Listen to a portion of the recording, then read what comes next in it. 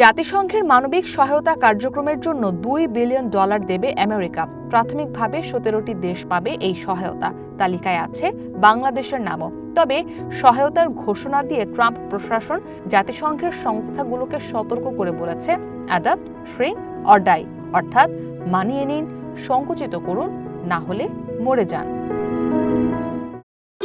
ভবিষ্যৎ হোক নিরাপদ, বিনিয়োগ হোক বিশ্বস্ত, আর আমার পছন্দ সল্ট বে।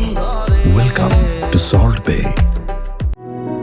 জাতিসংঘের তথ্য অনুযায়ী এই $2 বিলিয়ন সাম্প্রতিক বছরগুলোতে জাতিসংঘ সমর্থিত কর্মসূচিতে আমেরিকার প্রচলিত মানবিক সহায়তার খুবই সামান্য। একসময় এই সহায়তার পরিমাণ বছরের সর্বোচ্চ $17 বিলিয়ন পর্যন্ত পৌঁছেছিল। মূলত আমেরিকার প্রেসিডেন্ট ডোনাল্ড ট্রাম্প প্রশাসন দেশটির বৈদেশিক সহায়তা আরও কমিয়ে নিতে চায়। একই সাথে নতুন আর্থিক বাস্তবতায় সাহায্য দেওয়ার সংস্থাগুলোকে কঠোর বার্তাও দিয়ে রেখেছে। এপির প্রতিবেদনে বলা হয়, এই অর্থ একটি আমব্রেলা ফান্ডের মাধ্যমে বিতরণ করা হবে। সেখান থেকে নির্দিষ্ট সংস্থা ও অগ্রাধিকার ভিত্তিক খাতে অর্থ বরাদ্দ দেওয়া হবে। এটি জাতিসংঘ জুড়ে ব্যাপক সংস্কারের জন্য আমেরিকার দাবির একটি গুরুত্বপূর্ণ অংশ। তবে এই পদ্ধতি মানবিক সহায়তা কর্মীদের মধ্যে উদ্বেগ সৃষ্টি করেছে। এর ফলে অনেক কর্মসূচি ও সেবায় বড় ধরনের কাটছাঁট হয়েছে।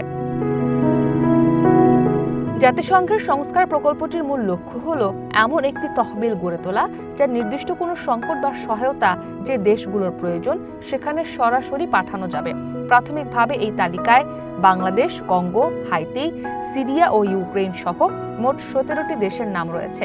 তবে বিশ্বের সবচেয়ে সংকটাপন্ন দেশগুলোর একটি হওয়া সত্ত্বেও নেই আফগানিস্তানের নাম। একইভাবে তালিকায় অন্তর্ভুক্ত করা হয়নি ফিলিস্তিনের নামও।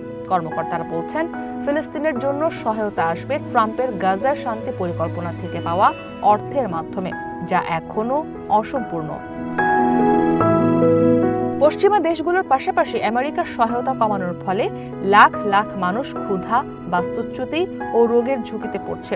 এতে বিশ্বজুড়ে আমেরিকার প্রভাব ক্ষতিগ্রস্ত হচ্ছে বলে মনে করছেন বিশ্লেষকরা। ইসরাত মুক্তি, ওয়ান ইন্টারন্যাশনাল ডেস্ক।